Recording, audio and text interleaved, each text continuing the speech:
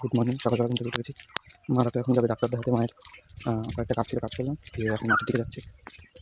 মুখে যে পোস্টটা দেখি বোঝা যাচ্ছে কত রোদ, মুখ ফুক সব ফেটে দিল রোদে, মরে গেলাম আমি। अच्छा ठीक है, समझ गया। An eternity later. পুরো রোদে মরে যাচ্ছি গরমে। যাই হোক, দেখতে থাকো।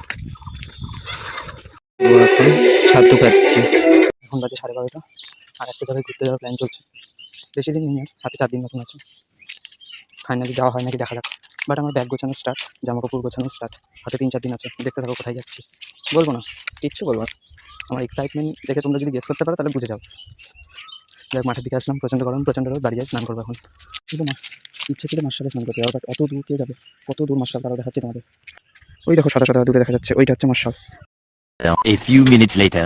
স্নান করে এসে সোজা খেয়েছি, প্রচণ্ড খিদা হয়েছিল। মাছের ঝোল দিয়ে ভাত, একটা ছোটো মাছের তরকারি, আলু ভাজা আর চাটনি ছিল।